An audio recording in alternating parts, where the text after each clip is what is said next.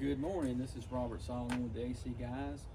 I'm doing an educational video. It is January the 10th, 2023, and this is on a heating preventive maintenance procedures. So we're going to start by introduction. It's very important to make sure you introduce yourself to the customer and give them details on what you're going to be doing. First things first though, got to put our foot covers on, very important. Keep the customer's home clean.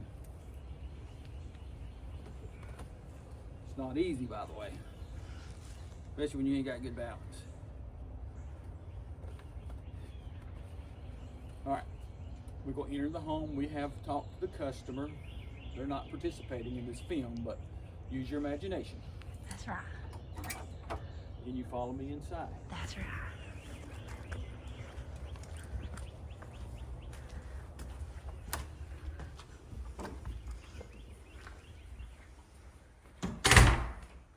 Always as I enter the home, I always kind of like to be observant, notice where the return filter grills are located, and maybe take a look at the supply grills to see if you see any debris or build up on the grills. Just as you're walking through the home, even when the customer's with you, just kind of be very observant. Like to our left here, we have a return filter grill. This is where the filter goes. We should always have our filters with us when we enter the home and change them. That would be the first thing you would want to do, is change the filters, because you got to go to the thermostats first so you can make your adjustments so you can check your Freon charges. So we're going to move on to the thermostat now.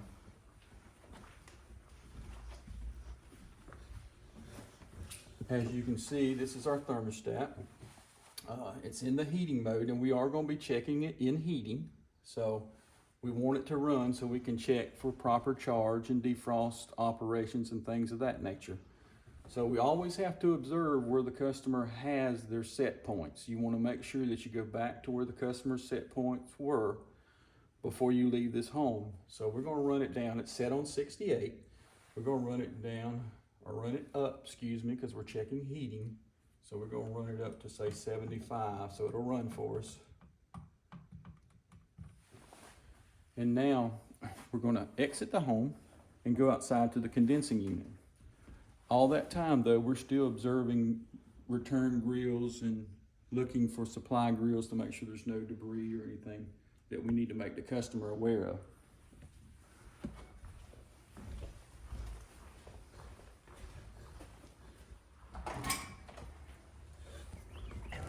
We are now headed to the condensing unit to start servicing it, and we'll be servicing it in the heating mode. Now the best way, in my opinion, is to start outside at the condensing unit, just because if you do have a Freon issue or something like that that you detect during this procedure, you'll know that you need to go ahead and leak check your indoor unit to determine where this Freon leak may be at. Or you could have a bad cooling or heating expansion valve, which is located outside. But nevertheless, we'll start outside. We're going to start by checking Freon levels, and then we'll move on from there.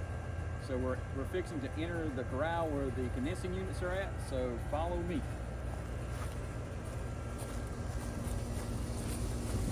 This is Dave. He's my lovely assistant for today. He's going to start by removing the panels and hooking up its Freon gauges. He's already done some observation. I don't know that you can see the condensing unit, but it's a little out of level. It's not tremendously bad. He's already observed that, so he can address that with the customer about leveling the condensers.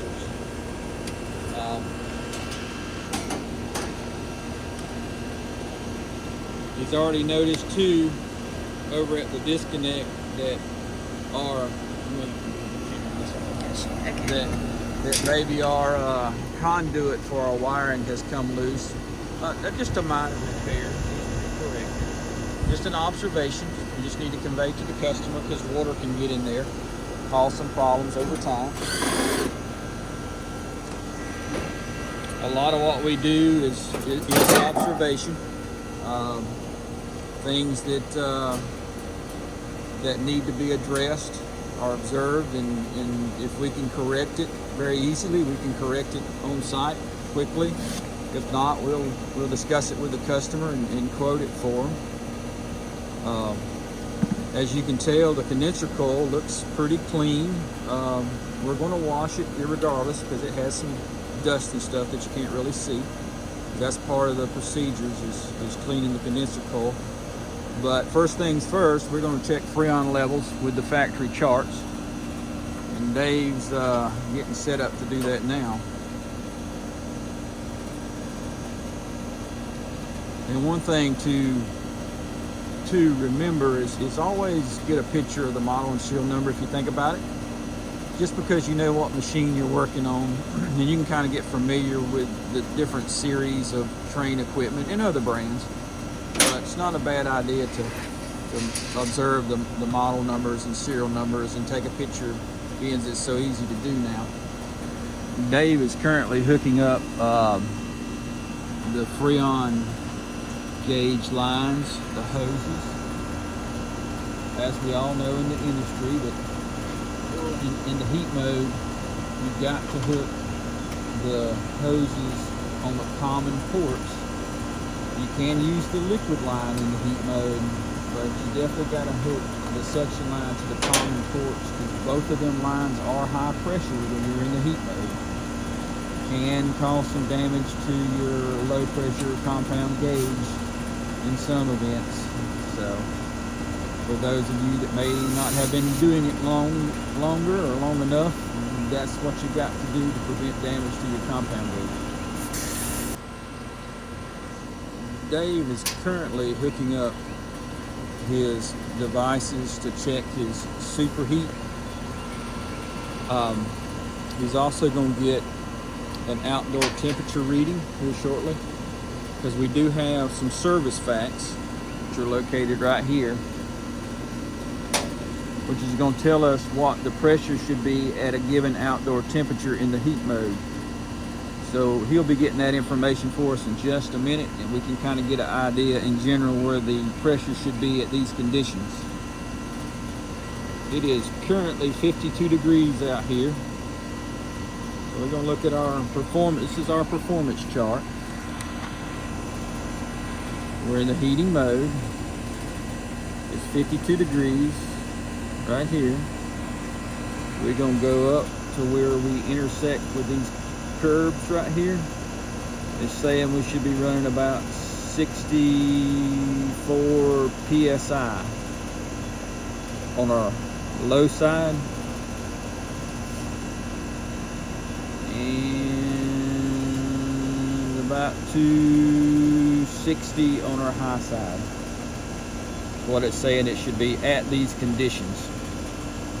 He's also going to check his superheat just to see if it falls within normal parameters. It's a good idea to make sure the valve is working properly. And the TXV valve is right here. I'm going to point towards it. That's your heating thermal expansion valve. All right, this is the compound gauges that indicate the pressures in our system. Earlier we looked over the performance chart. The performance chart said we should be running about 64, and we're right at 60 and about 260 here. And we're a little above there, a little low there, but my suspicions are the Freon pressures are probably okay. Wouldn't be concerned about that. So now we need to move on, being we've determined that's okay. We're going to check our defrost control now, just to confirm that my defrost control is working properly. And for those of you that don't understand the defrost control, because the conditions are outside are so cool, we're extracting heat from outside, that it's below the 32 degree mark on our saturation on our gauge, we have the potential for the coil to ice up. So manufacturers have made means to thaw this coil out when it does ice up, and the control that does that is referred to as a defrost control. They do have means to initiate a defrost just to confirm that the control is working properly, and Dave's fixing to perform that task and see if it goes into defrost. And when it does go into defrost, you're going to see things that happen. The outdoor fan motor is going to go off. You're going to hear a reversing valve swap. You go into the cool mode, which you just heard. Fans off. We're in the cool mode now. We're also sending a signal for the strip heaters to come on. A little hard to check that unless you hook your meters up and all, but my suspicions are it's probably fine, being it's went through the other processes. So right now we're thawing out this coil. If it was iced up, we would be de-icing the coil so we can go back into normal heat pump procedures. It's got sensors located. This sensor here located on the coil, monitors the coil temperature. Then it's got an ambient sensor right here that indicates the outdoor ambient temperature. So the difference between the two is called delta T, and that's what that control monitor is, just the delta T, just the difference between the two temperatures. So as soon as them sensors get back to where they need to be, it should go out of defrost, and you can see the steam coming off the machine now. As that coil's getting hot because that fan motor's not running. All right, so we have confirmed that the defrost operations are working correctly. Now we're going to move on to some electrical parts and mechanical parts to make sure they're performing as they should. The next thing Dave's going to do is check our capacitors. Probably the best way to check them is to check them with your meter. So Dave's fixing to check the start kit, and how he's going to do that, he's going to pull the disconnect and plug it back in rapidly. That compressor, if that start kit's working properly, should start right back up. If it's doing as it should. If it don't start right back up, we'll have to investigate to see if the capacitor's good or potential relay's bad.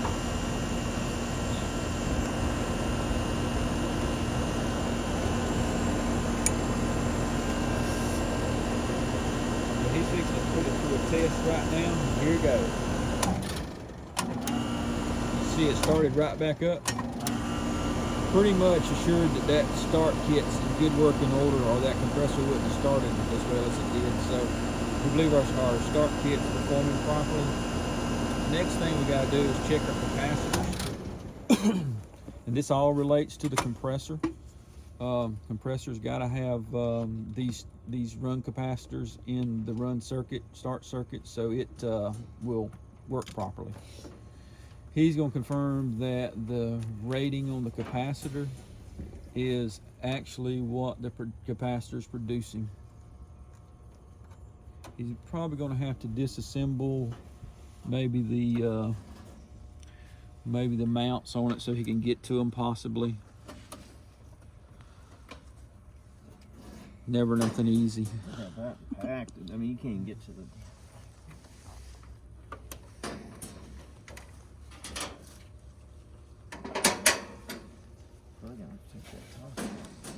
I don't even know how someone got that one in there.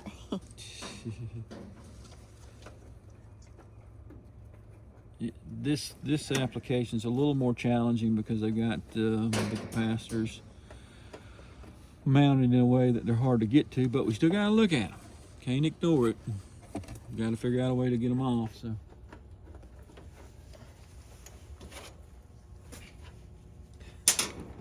I do not know how they got that one.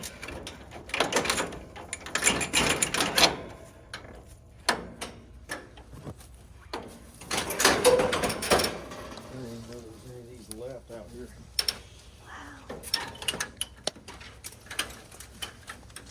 I don't know if that was screws that fell off. Oh, did I do that? I don't know. That's how you lose them. That's how you lose screws. But fortunately, we have a lot of extra screws in our bag, so That's right. we're always prepared for such situations as this. And Dave's having to go to the extra measure to read the capacitors because we're going to have to pick the top up a little bit to get to the capacitors. You gotta take the top off anyway to clean it. So. Yeah. Yeah, it does have to come off, so he just jumping ahead a little bit.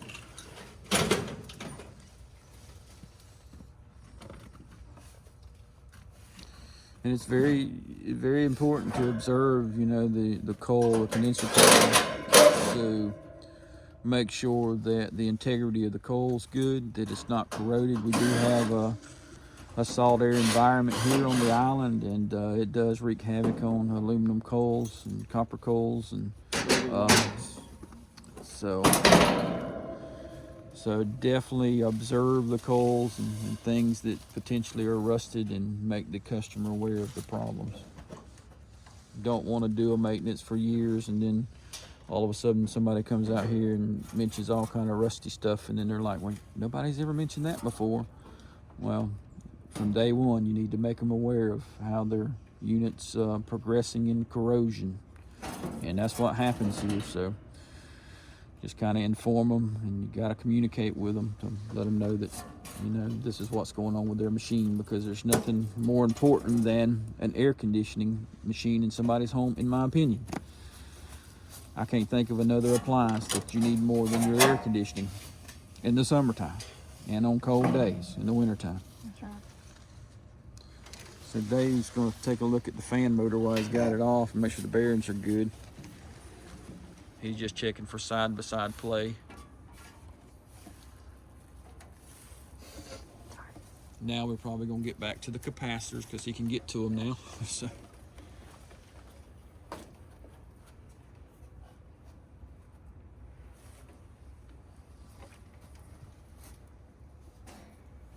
Well, at least they just didn't lay them in the electrical compartment, so at least they're mounted, so that's good.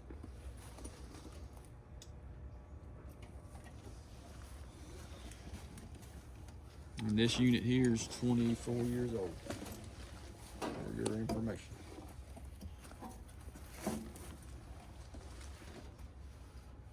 About as old as a camera lady.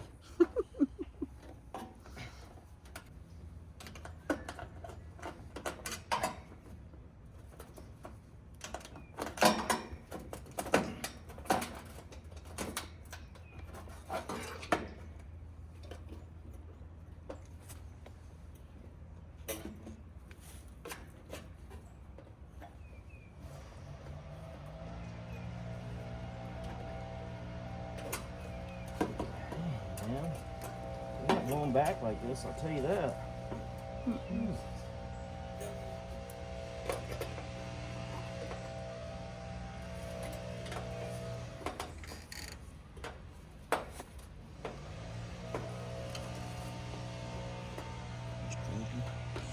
Alright, so show them how to short it across. So he's got the capacitors loose. Now it currently is shorting the capacitors out, which in the books they tell you to use a resistor because there could be a problem sometimes, but I've never had it happen. But you want to discharge the capacitor because it stores electrons, so it can shock you if you ain't careful under the right scenario. So now he's going to check to see what the microfares are actually on the capacitor versus what the nameplate is, to see if the capacitors have either lost some capacity. If it's lost too much, within 6 or 10%, it probably needs to be replaced.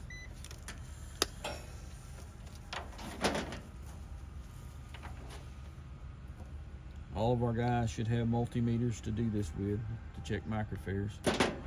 So this is a dual capacitor, so it does the fan and it does the compressor. So terminals are labeled common, HERM, and fan. So from common to HERM, it says it's 40 microfares. What's it say it is on the plate? 40. So it's good on the compressor side. 5.14 on the fan side. What does it say it is? 5. So it's a good capacitor. So that's a plus. We don't need to replace that. But if it was probably 35 microfarad and 4 or 3.5 on the fan, you probably would have to consider replacement. But always consult with the customer. Explain to them why it needs to be replaced and what it costs. Customers are like we are. We don't like surprises. So make sure you explain to them. It's all about communication. Got to communicate with the customer.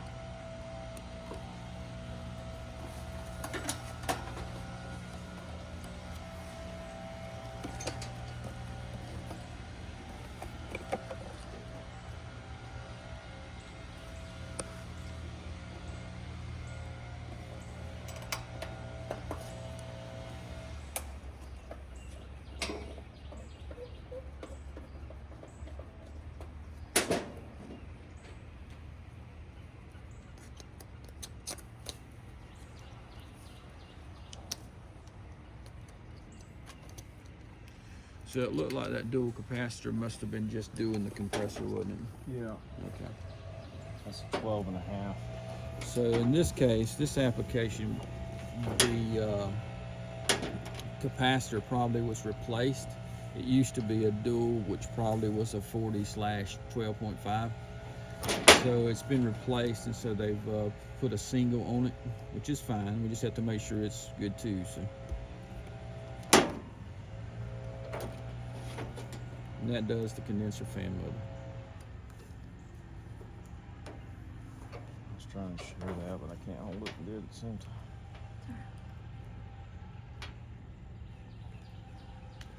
So 13 point. A little on the high side. A little more beefy than it's supposed to be, but I think it's okay. Plus or minus 6, so Yeah, so it's good. it was. Now Dave's got to go through the painstaking process of putting it all back in there. Wires loose. It's especially if you're not familiar with circuitry as well as some others. Take pictures. Pictures are very good when you run across a situation where you're taking wires loose and you're not sure how it goes back. Take some good pictures. That way all you got to do is go back and review and get them back in the right spot, because you can get wires in the wrong area and you can cause major problems with the compressor and components. So just make sure the wires go back into the proper location. And when it's that tough to get a capacitor out that somebody's jammed in there, put it back in a spot that is accessible. As Dave said, yes. Any rubs, when you've got electrical wires laying on top of copper, or anything for that matter, they need to be suspended away from anything else. It will generate what they call a friction rub, and could rub into the insulation and then ultimately into the conductor and blow a hole in that copper. So could have a service call where the electrical conductor had finally made it to the copper and blew a hole in it. So try to avoid that, and that's what maintenances are all about, to make sure we don't have any failures in between. So to avoid that, we're looking for stuff like wire rubs.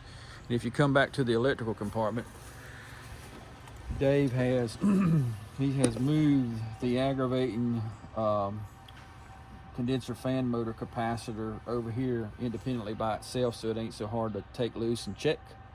So that's very good for the next guy that comes along. He won't have to fight with it. And sometimes if he has to fight with it, sometimes they just avoid it. So this way it'll be easier for them, so hopefully they won't take the path of least resistance and not check it.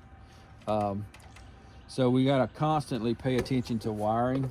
Contactors, also pay attention to the contact itself to make sure it don't look like it's pitted or burnt.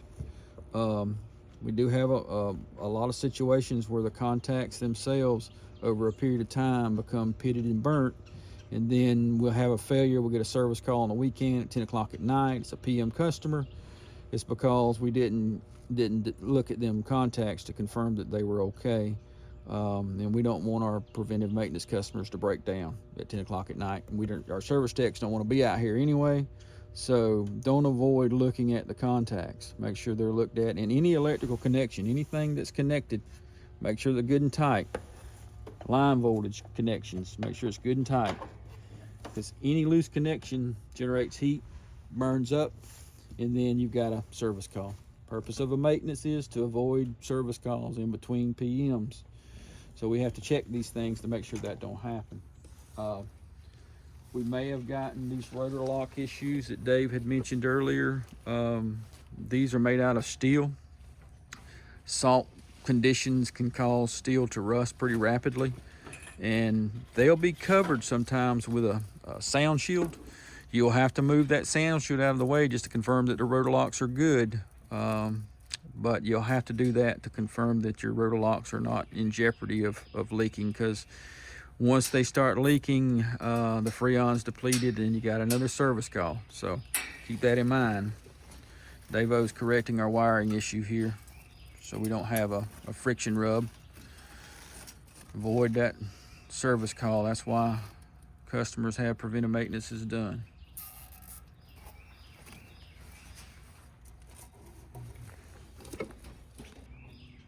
So Dave is currently dating and describing the condition of the capacitors that he recently checked. That way, Jonathan or Sean or Dave has corrected his error with the date. We don't want anybody accusing him of just putting a date on there and not really doing it. So, Back up. and we went over the contactor wire connections. Always double check your connections. Make sure you put everything back. Nothing's touching. We moved this one where it's accessible now. Then you need to do the low voltage check too, just to see, make sure your low voltage connections are good, and they're down there. I don't know if you can see them or not. Still got beanies on them. You know where the beanies come from? Mm-hmm.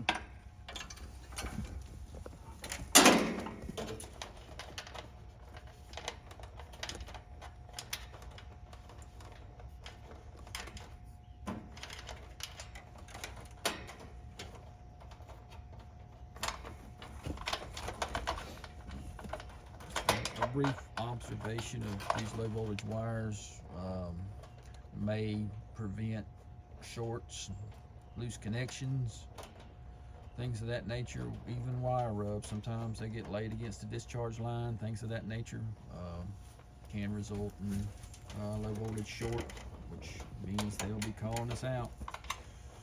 Machine's not working, thermostat's blank. All because we didn't look at them low voltage wires. Looking for tubing rubs, make sure there ain't nothing rubbing. You get something rubbing, two pieces of tube rubbed together, it'll rub a hole in it and you lose all your Freon charge. I think Dave's done a thorough job so far.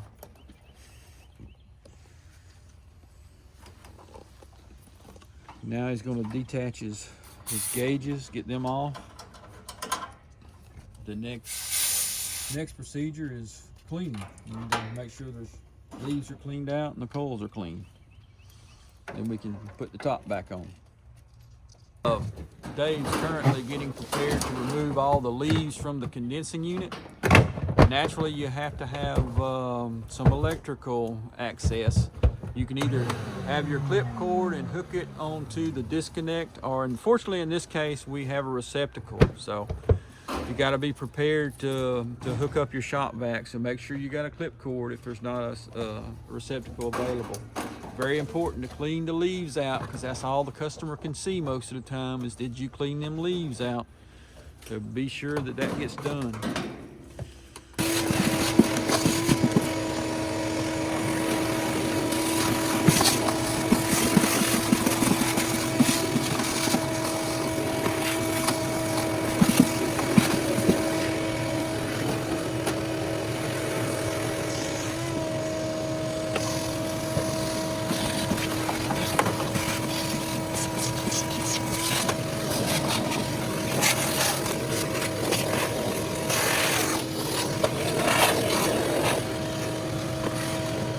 Keeping this condenser clean is very helpful. One reason is the bottom of that condenser is made out of steel. So if you get leaves over a period of time, they decompose. Next thing you know, you got a rusted out bottom on your condenser. And for another thing, the condenser coil itself, which we're fixing to wash, it's not extremely dirty. It's designed to transfer heat. So if we have a film of dust on this condenser coil, we're not transferring heat properly. So that's why we wash it and we clean it. Clean the leaves out to make sure we don't rust the bottom of our condenser out, or if the leaves get on the condenser coil, it decays the condenser coil. So we do that to extend the life of the machine and make it run efficiently as long as we can.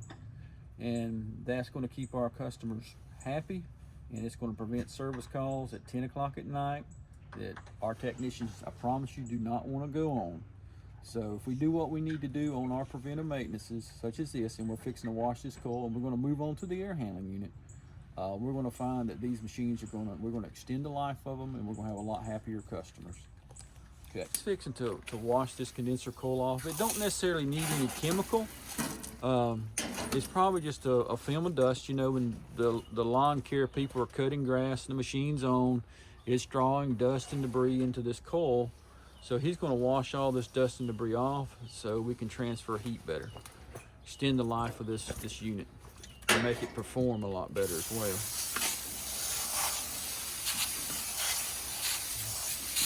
And Dave's got the latest Pro 9000 jet water Propelling system. Yes. And the best And way this to, is a double layered coil too, isn't it? I don't think so. Yeah, it just looks like it. But the best way to clean the coil is from the inside out, because most of your dust and debris are going to be on the outside of the coil. And so what he's doing is pushing that debris that's attached on the outside of the coil back through the louvers. And after he gets done with that, he'll probably try to jet some water up through the louvers too, to aid in maybe getting what could possibly be missed from the way he's cleaning it now. But they do make coils that do have coatings, epoxy coatings. This coil right here could stand some chemical and be okay, not real harsh, it's not diluted, but you could use triple D, things of that nature to clean it. But there is some coated coils out there that are plate fin that you cannot use a harsh chemical on at all, because it'll take the coating off. So keep that in mind whenever you're out in the field and you're doing a maintenance and you see a coated coil that you may not be able to use chemical on. You may just have to use, hopefully you got good pressure and good water flow, and you can clean the coil with just water, because if not, you'll damage the coil. Know your unit. Yep, you gotta be observant. Very important to be observant. Stay off your cell phones and Facebook and Wikipedia and whatever else is out there. TikTok. MySpace, MySpace. Yeah, you can't focus whenever you got distractions like that. So That's right. you gotta stay away from the distractions, focus on what you're doing.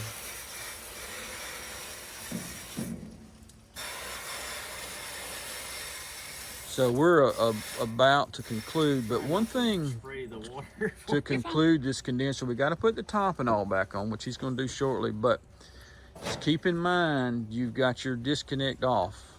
Always keep in mind that, because there's been a many of preventive maintenances done where technician leaves the condenser disconnect off. So before you leave, make sure you hear that condenser run, or you go back to that disconnect. Make sure it is on, or else we'll be getting that call from the customer that the unit hadn't worked since you've left. So try to make it a habit to always check that disconnect, and it's always good to hear that unit running before you leave.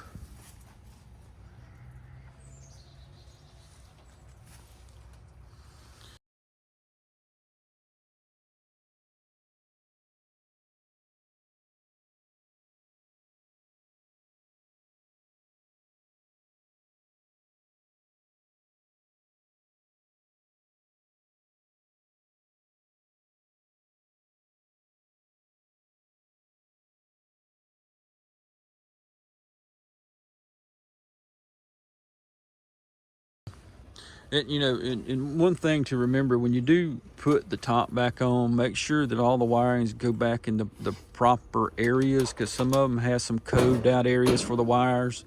Don't get them pinched between two metals. Once it ever hits the conductor, it's a direct short, so we're tripping breakers.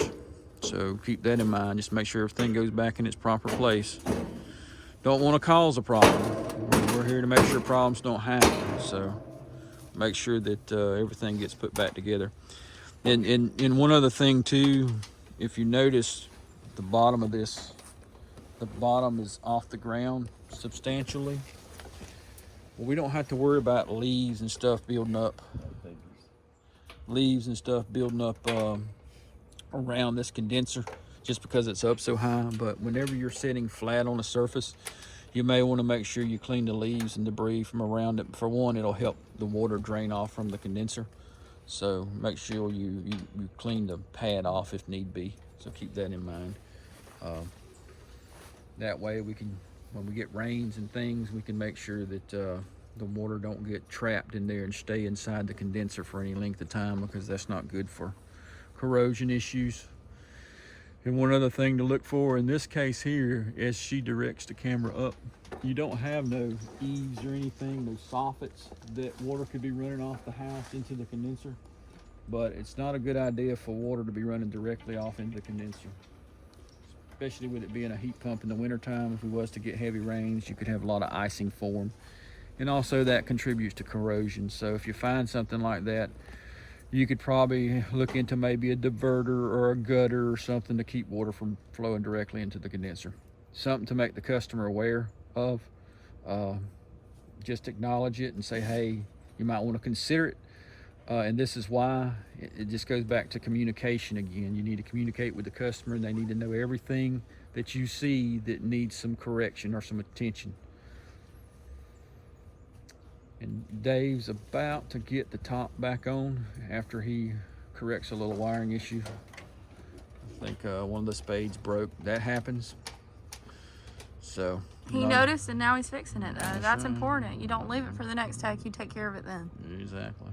It won't work at all, though, with that not being like that. Yeah, exactly. You couldn't test like that.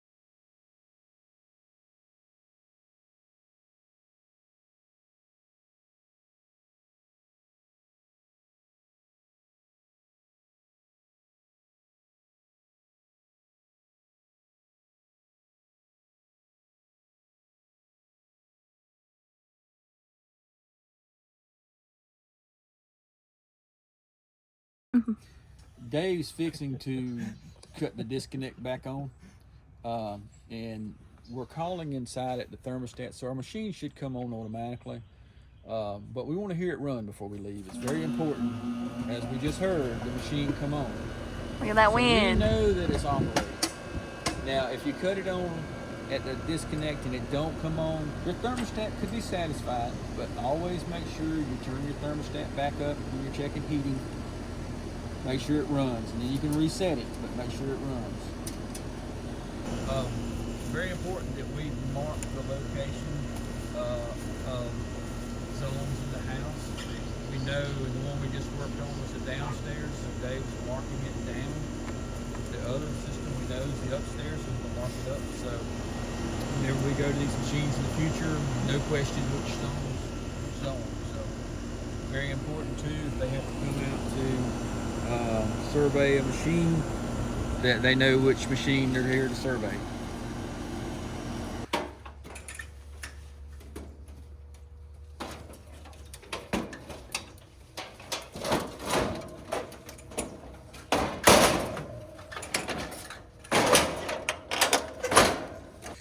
Dave has almost accomplished his mission.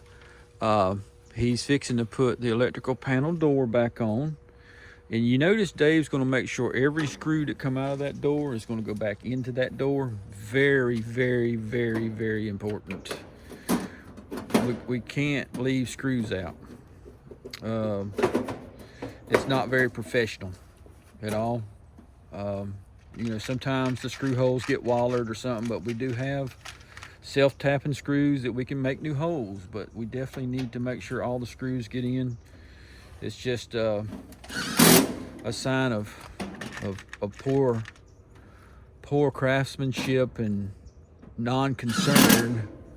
If you'll leave screws out, what else will you leave out of this preventive maintenance procedure list? You got it.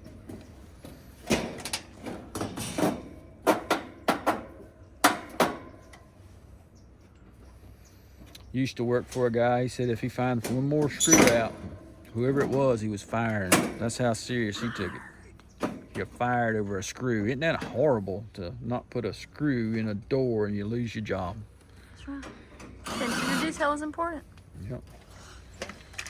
They put them screws there for a reason.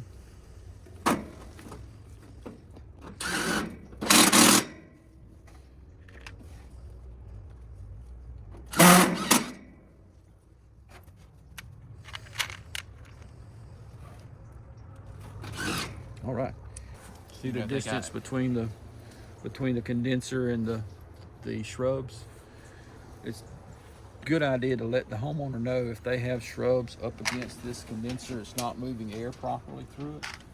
So you need to advise them on how far it needs to be cut back, get their landscaper to do it or they'll do it. Definitely don't need to be right up against the machine, nor do we need anything up against the panel, the access panel for the technician to access. Because if it does, there ain't no way for us to get into it without typically cutting the shrubs, and I know how shrubs sometimes are very important to clients. So advise them before you do anything. We've had some experiences where a technician just took the liberty to start cutting their shrubs. It didn't go over very well. So advise them, please.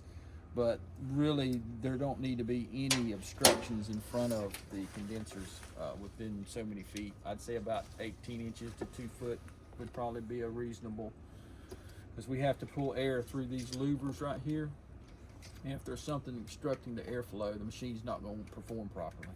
It also allows ants and stuff. That's a path for them to get into the electrical.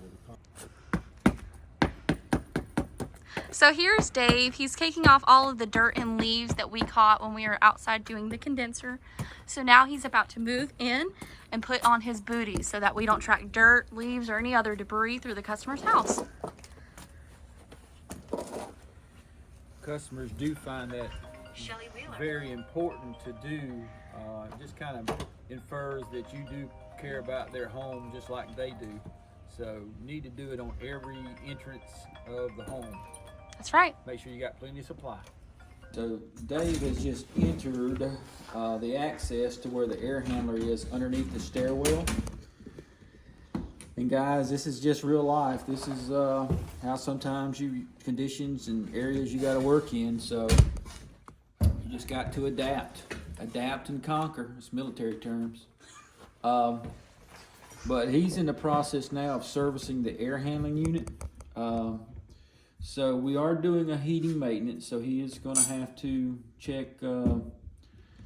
Check the strip heaters, the auxiliary heat. And then he'll be checking blowers and blower capacitors and be checking for visual things such as cleanliness. Do we need to, clean that blower wheel? Do we need to clean the coil? He's also, while he's in there, he'll be looking for signs of leaks, just as he did outside.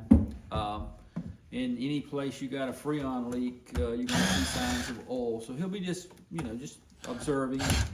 And if you run across something like that, it's pretty obviously got a leak, and so you need to address it. Don't mean necessarily the Freon was low at the time that you checked it, but it could be on the beginning stages of this leak, and you just caught it at the right time. So do this maintenance. Advise the customer that you obviously got a leak on this machine, and if there's any warranty, anything of that nature needs to be addressed with them. You can definitely get your leak detector out and leak check, but if there's oil there, most of the time there's a leak somewhere. So, but if you want to confirm with a leak check, just go ahead and do that. As you can tell, he's got the panel off that contains the blower wheel and the strip heater. He's doing his visual checks currently. Can you walk around here? Would that be all right?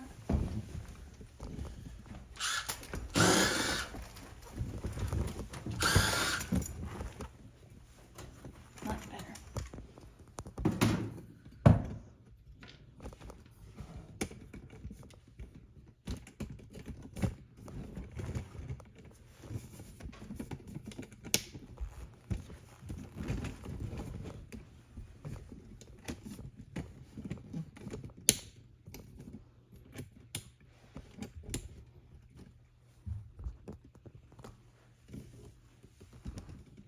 I got a great view.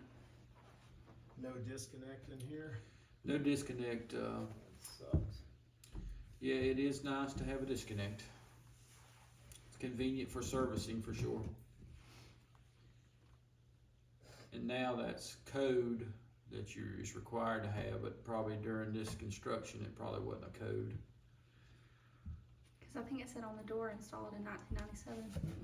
And that wasn't the first machine, so the first machine So was, there's a filter here, but there's not one on top of the unit with the open return, so that coil's gonna get dirty then. yeah, so I think that's a good point.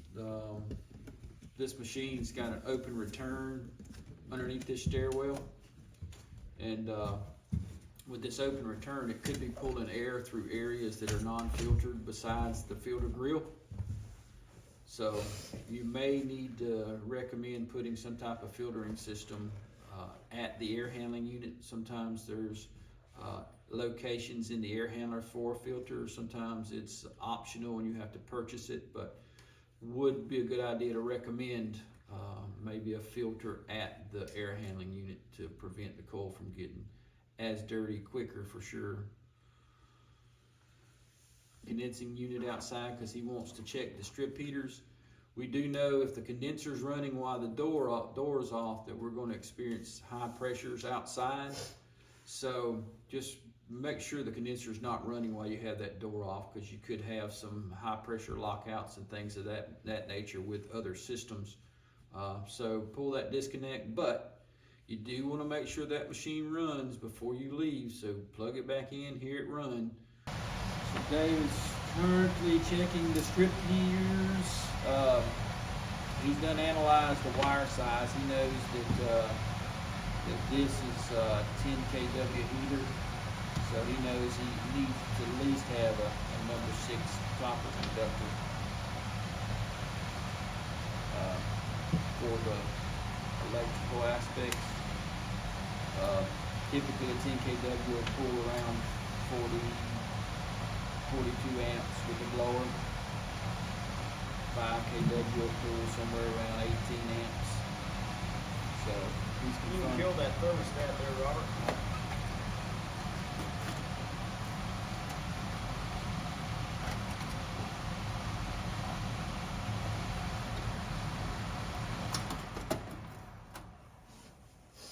He's currently installing the panels and stuff for the electrical heaters. The capacitor is good. Typically you would have to check the capacitor on blowers as well as if it's a PSC motor. Variable speed motors, X13 motors and things like that don't have capacitors, so you ain't got to be concerned with it. So he's in the process of reassembling panels. Before he gets out of there, you see that PVC drain? I know it's a winter maintenance, but we have so much trouble with drains. It's not a bad idea to even flush the drains in the wintertime. So, as most of y'all know, we typically use a water tank to flush our drains, and he's fixing to show you, give you a tutorial on flushing drains. Thanks. Occasionally you'll have panels that has insulation that's glued to them, that this insulation comes apart.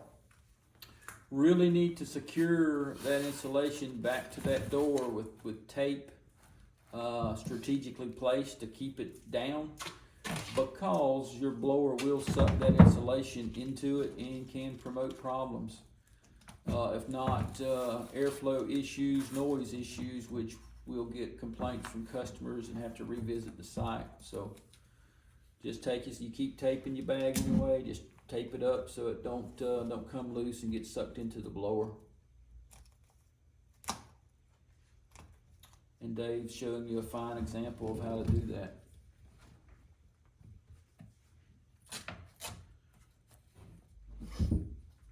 And if you notice the primary drain, it's not insulated, but we're not in a hot attic either, so we're in a conditioned space. So you're not going to have any trouble with sweating. But in an attic where it's exposed to hot, humid climates, you may want to recommend drain insulation to prevent that from occurring. Because it may not happen the first year, second year, third year, or on and on, but eventually it's going to sweat enough where it's going to get to the sheetrock and leave some stains that's going to be visible from underneath.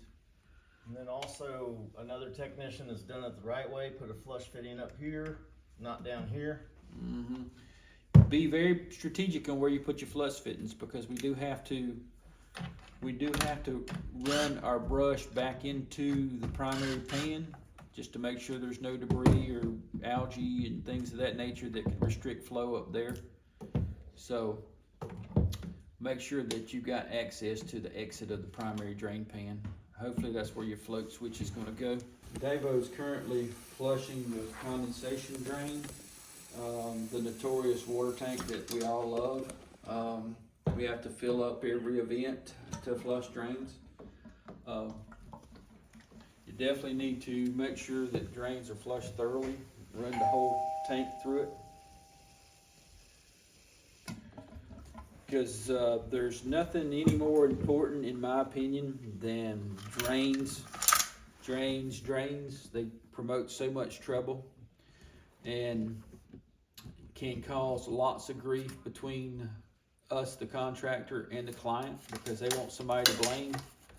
So just make sure you do your job and you make sure them drains are flushed like they're supposed to be, and them primary pans are clean like they're supposed to be, because of the issues that do arise from drain problems. And what is he doing up there? He has a brush that he keeps with him, that he'll run that brush up into the primary drain pan and move any debris or anything that may be built up in the primary drain pan that can restrict condensation flow. Because you can flush the drain from where he's putting that pipe on right there back, but you could still have obstructions above coming from the primary drain pan. And anytime you take a drain apart, just be gentle. You don't want to break anything. It can happen, but try not to break anything. Just be gentle. And if you ever have to put disconnects or flush fittings on, rather, make sure that you put them in a location that they can be easily detached, where you don't have to. Yeah, you don't have to put a whole lot of stress on the piping to get it loose, because you can result in breaking PVC and fittings, etc.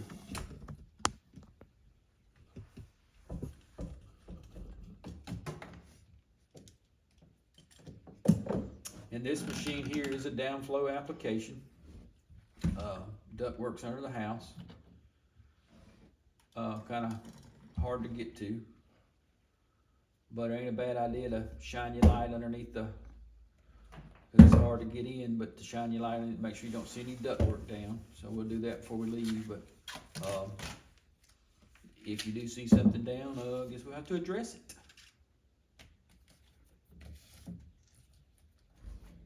And so now he's taping it back up?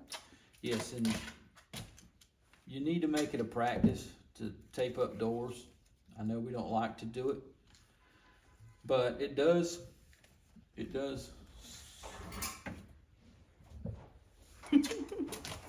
pull in air from around them cracks, and it can pull in some dust with it, even though we're in the conditioned space. But especially in the attic, you're pulling in hot air through them cracks, so not a bad idea to make sure you tape up the doors.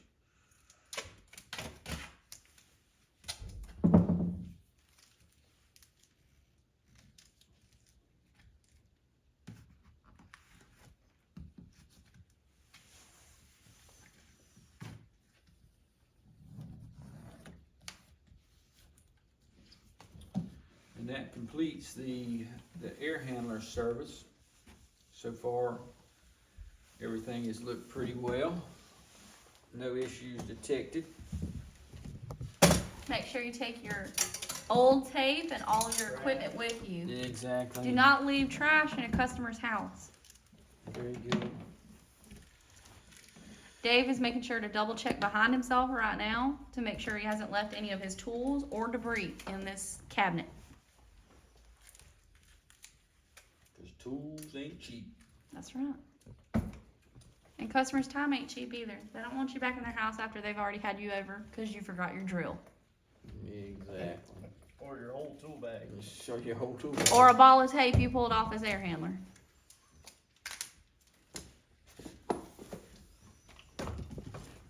everything goes back in this tool bag.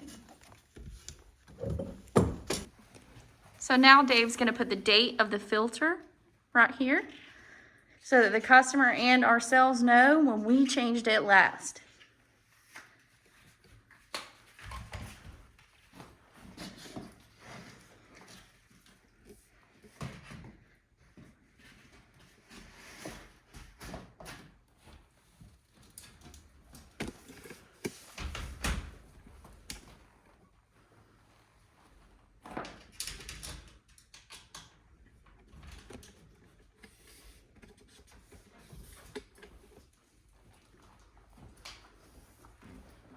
All right.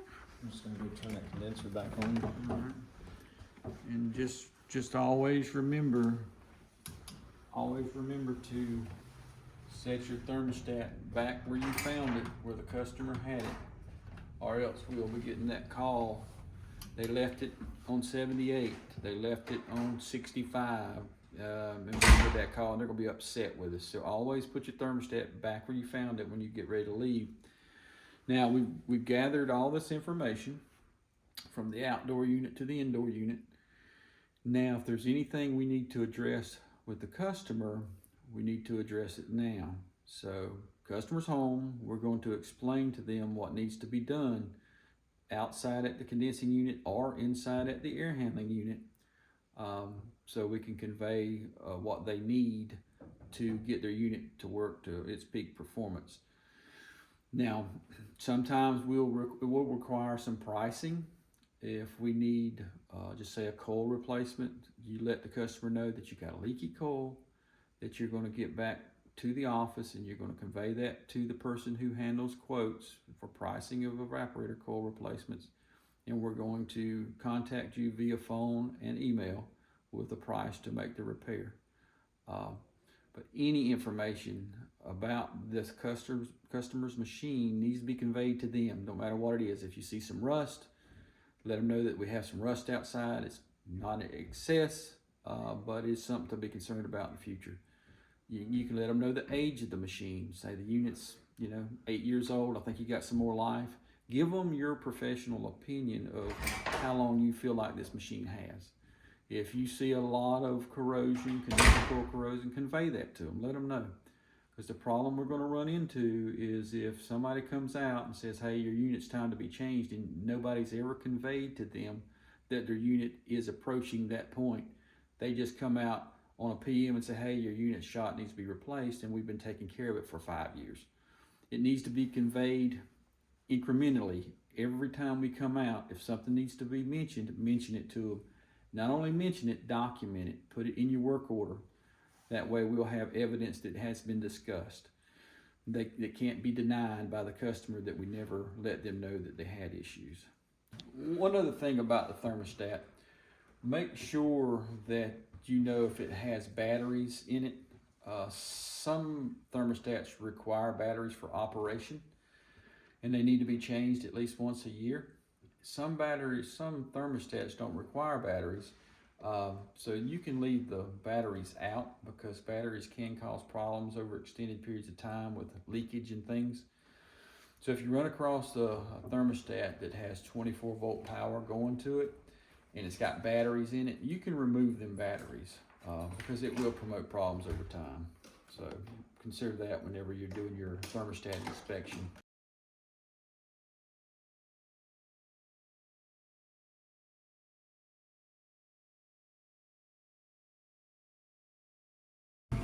And this is a prime example of after a technician has finished his PM or his service call, him going to his truck after he made sure everything was picked up from the attic, his tools carried to his van, nothing left at the condensing unit.